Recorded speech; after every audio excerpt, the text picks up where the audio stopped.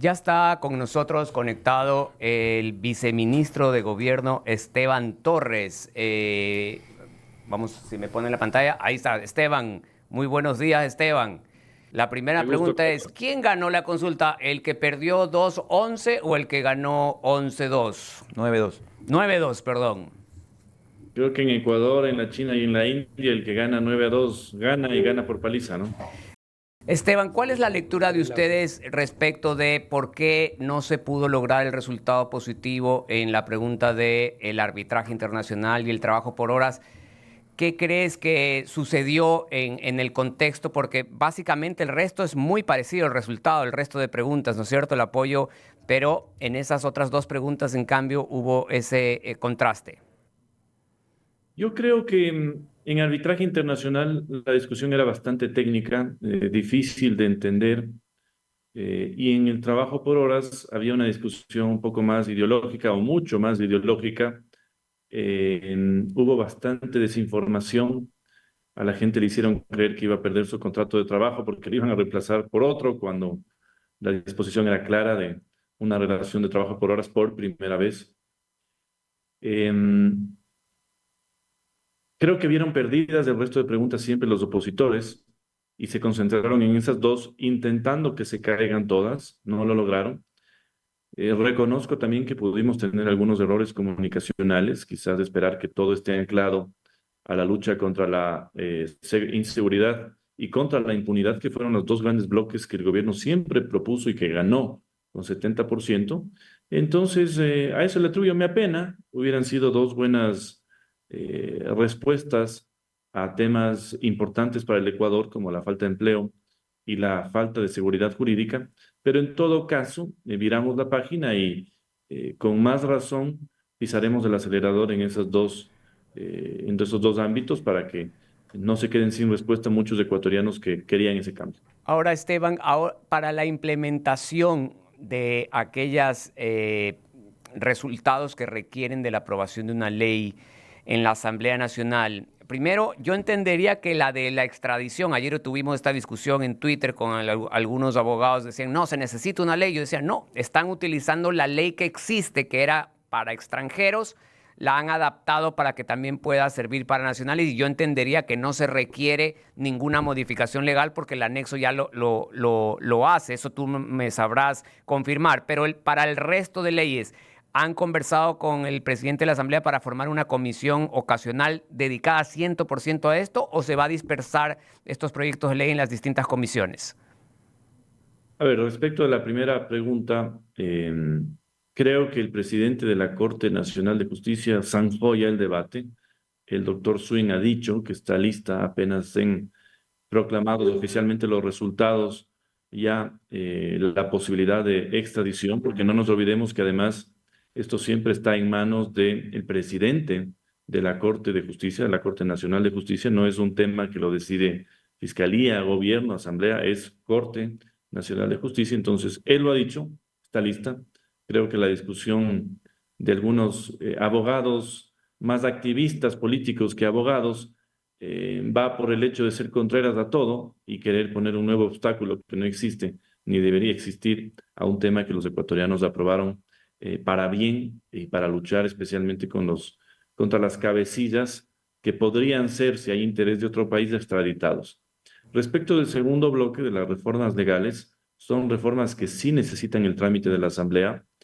Desconozco cómo estén las discusiones de este rato en la Asamblea, pero yo soy muy personalmente de la idea de que esto vaya a una comisión especializada con equilibrio de fuerzas, no a la Comisión de Justicia, en donde hay una mayoría de legisladores que su partido se opuso a las 11 preguntas. Entonces, para que esto tenga buen puerto, creo que lo lógico sería quizás una comisión especializada para este tema que trate las reformas en los tiempos que tiene que tratar y que también evite que la discusión se contamine con los trámites normales y cotidianos de una comisión. Estamos con Esteban Torres, viceministro de Gobierno. Esteban, ¿cómo vas? Qué gusto tenerte en Centro Digital. Esteban, una consulta. Tenemos un nuevo ministro de Gobierno y por lo tanto Miquel Esensi, y debemos entender que será el vehículo junto contigo para conversar con la Asamblea Nacional para, básicamente, en primer lugar, el tema de las preguntas de la consulta popular y luego para todo lo que resta del gobierno en materia de diálogo permanente con el legislativo. Y sobre eso te quería consultar. Vemos que Correa se está subiendo a la novoneta, ¿no? Dice que sí va a apoyar las preguntas en la Asamblea. Claro, no le queda de otra. Pero más allá de ese tema puntual, que es un mandato popular, yo quería consultarte con qué directrices han acordado con el nuevo ministro de Gobierno. Vemos que ya el correísmo sale del pacto, los socialcristianos también. Ustedes tienen un frente abierto con Construye, aunque tienen ciertas líneas en las que coinciden. ¿Cómo ves de aquí en adelante esa relación con el legislativo, más allá del tema de la consulta popular, que entenderíamos que van a fluir dentro de los plazos? Pero de aquí en adelante, ¿cómo ves esa relación? Igual que ha sido hasta ahora. Esto desmitifica la supuesta existencia de un pacto. Jamás existió un pacto. Siempre existió la posibilidad de dialogar como políticos maduros y llegar a consensos o no llegarlos en temas puntuales. Por eso, algo inédito desde el regreso a la democracia, porque no existe registro de esto, algo inédito desde el regreso a la democracia, salvo en el periodo 2013-2017, en donde el gobierno tenía su bancada propia mayoritaria de 107 votos. Este gobierno aprobó 5 de 5 leyes. Las votaciones en cada una de esas leyes fueron distintas. Jamás hubo una sola votación similar. Estaban algunas bancadas, estaban independientes, a veces no estaban. En la última ley de turismo también una aprobación sin los votos de la bancada de la Revolución Ciudadana. Entonces, nosotros desde el Ministerio de Gobierno vemos quizás con un poco más de complejidades normales y naturales, especialmente proyectadas por un año preelectoral. No nos olvidemos que estamos a pocos meses ya de inscripción de candidaturas y a pocos meses más de una elección presidencial y de asamblea. Pero dentro de esa dinámica, un poco de más choque, seguiremos haciendo lo que hemos hecho, con la apertura al diálogo, puertas abiertas a los que quieran hablar, y los que no quieran hablar, por supuesto, serán ellos los que se excluyan de cualquier tipo de diálogo. Pero para nosotros es exactamente igual a lo que se ha dado hasta ahora. Esperamos que se calmen un poco las aguas luego de la consulta popular, pero el diálogo ni siquiera en guerra se rompe, así que nuestra voluntad es seguir así. Esteban Fernando Aguayo lo saluda. Un gusto estar con usted un día como hoy, porque a la postre va a ser el centro de las operaciones. Un hombre con experiencia, alguien que ha estado de manera directa trabajando en la Asamblea Nacional, ahora está en el Ejecutivo. Hay un ministro que se sabe no tiene experiencia política y estamos en estos momentos viviendo esa aparente ruptura de lo que fue el acuerdo, que yo igualmente debo señalar, un acuerdo para la gobernabilidad, para dar paso a leyes que fueron enviadas por el presidente y que todas, en definitiva, merecieron el apoyo. Ahora, de aquí en más, reitero, es muy delicado el trabajo político que tienen que hacer, porque a la postre en Construye son 20, en el Partido Social Cristiano son 16, eran 18, y acusan de que el gobierno se llevó a los dos. No creo que van a seguir desgranando a partidos políticos. Tiene que haber mucho tino y mucho parlamento para poder lograr nuevamente ese camino de gobernabilidad que ha sido exitoso para el gobierno ecuatoriano en tan pocos meses haber aprobado, imagínense, 5 leyes tan importantes que fueron enviadas con el carácter de urgencia económica a la Asamblea. Así que va a estar en su cancha la labor a partir de estos días. A ver, lo primero, aquí hay un equipo político. Yo quizás soy quien más experiencia tiene en el legislativo, pero aquí hay un equipo político entre gobierno, partido y, por supuesto, bancada. Así han salido las cosas adelante. Eh, Creo que muchos nos subestimaron y no entienden cómo un grupo de treintañeros han hecho lo que otros jamás pudieron hacer. Eh, Esperemos que eso siga así, que ese trabajo en equipo siga dando sus frutos. Eh, y respecto de su segunda inquietud, que ya me perdí, si me acuerdo, me hace acuerdo de qué era. gobernabilidad no van a continuar porque el Partido Social Cristiano acusa de que se les llevaron 2 asambleístas y precisamente usted, por su forma más de diálogo, me imagino que van a identificar claramente cómo debe ser el proceder político. Como yo le digo, ya me acordé de qué era. Pero lo primero, como digo, el diálogo va a continuar, las aguas se calmarán luego de la consulta. Quienes quieran dialogar tienen aquí las puertas abiertas, o nosotros, con la humildad del caso, los buscaremos. Quienes no quieran dialogar, ya pensando en una posición del 2025, también tendrán sus razones. Pero sí quiero separar este momento legislativo del anterior. En el anterior, en donde hubo mucho éxito, las iniciativas fueron gubernamentales. En este momento en la Asamblea, la iniciativa que tiene que tramitar en 60 días la Asamblea no es una iniciativa gubernamental propiamente. Fue propuesta por el gobierno, pero tiene un respaldo popular del 70% de los ecuatorianos. El gobierno es el garante de que eso llegue a buen puerto, pero un rechazo por parte de la Asamblea a reformas que nacen de una consulta popular también será un rechazo de los ciudadanos hacia ellos, una presión adicional que existe en este momento legislativo. Nosotros como garantes de la voluntad popular y con el deber de llevar a cabo todo, pero los legisladores también con la presión ciudadana de que tienen que hacerlo. Por eso quizás encontremos posiciones como la que ya había mencionado Andrés de la bancada de RC, que va a respaldar estas reformas a pesar de que hizo campaña en contra de ellas en la consulta popular. Además, no nos olvidemos cómo quedarían muchos grupos políticos frente a los ciudadanos si rechazan estas reformas en la Asamblea a pocos meses de un proceso electoral. Sin duda, muy mal parados, y yo no creo que hay tontos haciendo política en la Asamblea. Creo que son personas inteligentes y se van a dar cuenta de eso. Esteban, el día jueves 25 finalmente será llamado a juicio político el inefable Fernando Saltos Alvite, un personaje nefasto de la política ecuatoriana que le hizo mucho daño al Ecuador en el cargo de ministro de Energía y que incluso ha sido en los últimos días invitado de mesa diciendo que llueva lo que llueva y hagan lo que haga este gobierno, igual vamos a tener apagones por 6 meses. ¿Cuál va a ser la posición del bloque de ADN frente a este nefasto personaje que transitó en el gobierno de Guillermo Lasso? Me imagino que merecerá la condigna censura política de parte de la mayoría de los asambleístas, por lo menos es el deseo de la inmensa cantidad de ecuatorianos, Esteban.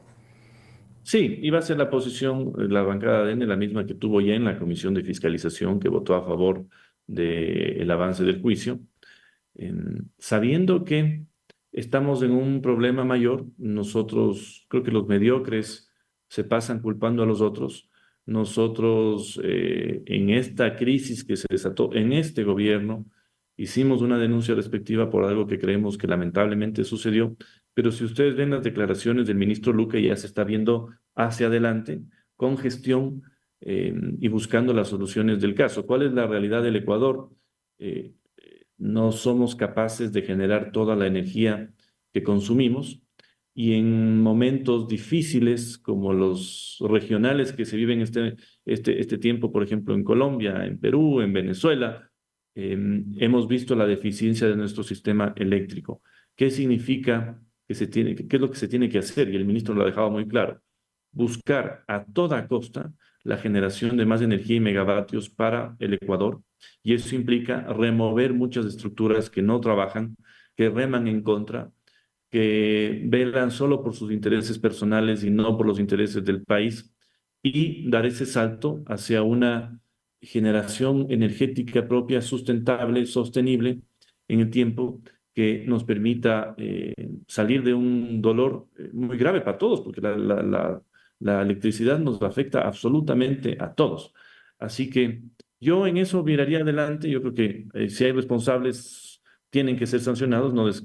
Yo no siquiera dudaría de la posición de la bancada de ADN respecto de ese juicio, y de todos aquellos que siempre tengan y ameriten alguna sanción política.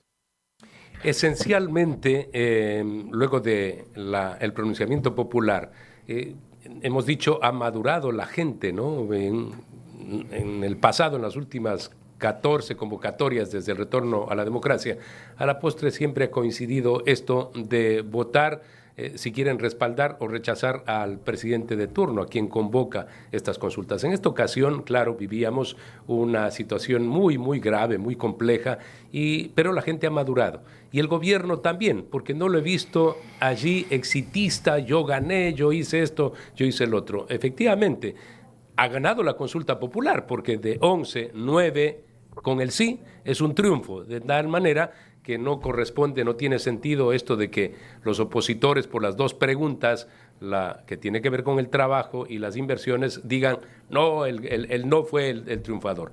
Lo bueno es que se está identificando con claridad cómo hay que actuar. Ciudadanía, con madurez, el gobierno, que tiene que interpretar perfectamente lo que se ha pronunciado la gente. Y de aquí en más, dejar, por supuesto, para la parte esta preelectoral, lo que corresponda en ese plano, en la búsqueda de la reelección. Pero esencialmente lo que tienen es que ejercer la gerencia del Ecuador, una gerencia de un país con tantos problemas. ¿Está así de claro dentro del gobierno, Esteban? Esta fue una victoria de los ecuatorianos y siempre la planteamos así. ¿La extradición le ayuda al partido de gobierno o al presidente? No, le ayuda a los ecuatorianos. Las reformas legales son temas puntuales que benefician, como antes, la toma de la justicia para un partido. No, para nada. Y también el trabajo por horas y el arbitraje eran positivos para los ecuatorianos.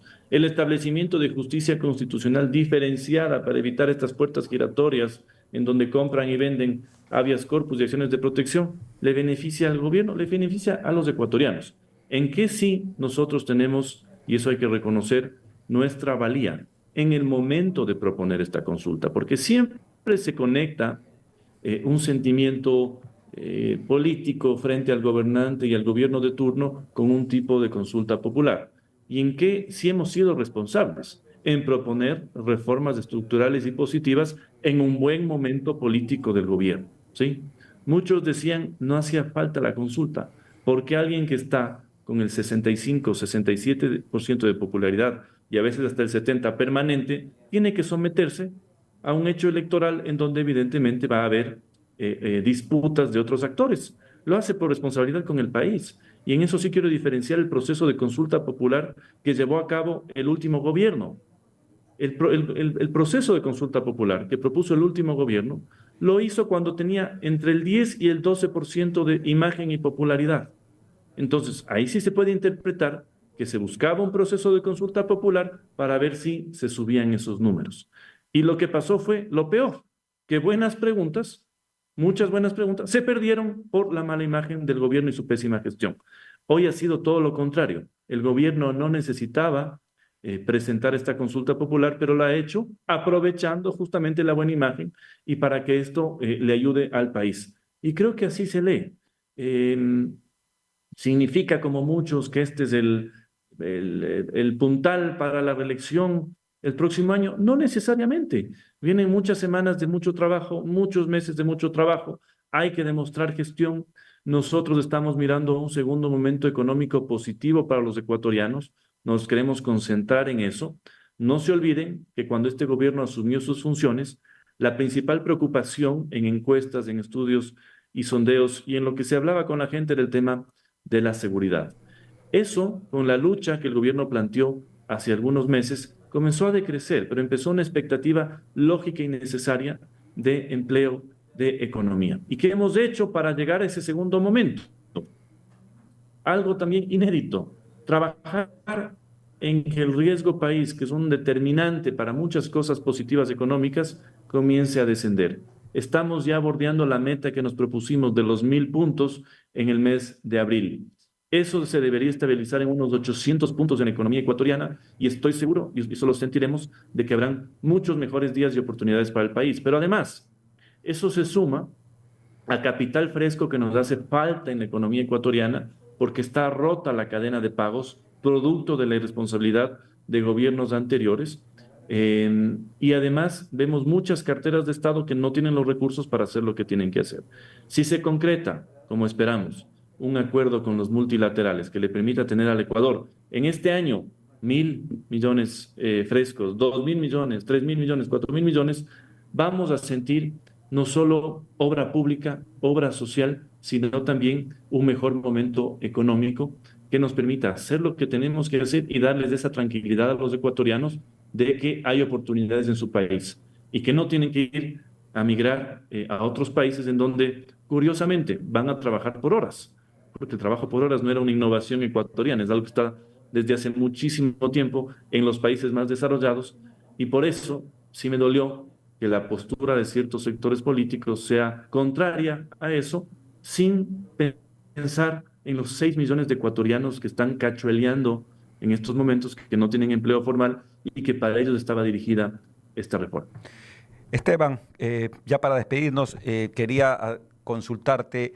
Hemos amanecido hoy con la Fiscalía que dice que ha armado un operativo que lo ha denominado Pantalla, en el que dice la Unidad Selecta de Transparencia de Fiscalía y Policía ejecutan un operativo como parte de la investigación por presunto tráfico de influencias en el marco del concurso de jueces 2023 para la Corte Nacional de Justicia, y se presume que habrían existido irregularidades para variar en el Consejo de la Judicatura. Esto ha pasado pues en la madrugada de hoy. Dentro de las cosas que han abonado positivamente a la imagen del país está pues la calificación de la ministra fiscal entre las 100 personalidades más importantes de la revista Time, lo cual es un honor y un privilegio que una ecuatoriana esté considerada. Y también estos operativos de la lucha de la corrupción y el trabajo que está haciendo el gobierno con las Fuerzas Armadas y la Policía de la lucha contra el narcotráfico y transnacional. Este nuevo operativo va en esta línea de buscar responsabilidades en toda esta trama de corrupción judicial. ¿Qué se sabe o qué se ha avanzado? Yo sé que son funciones distintas, pero ¿qué ha podido saber el Ministerio de Gobierno en función de esta nueva investigación de parte de Fiscalía? Bueno, me entero los detalles justamente por lo que tú dices. Yo vi que hubo una investigación, no sabía esa profundidad, pero me alegra. Me alegra porque para hacer lo que tú quieres hacer, tienes que también limpiar lo que tienes que limpiar.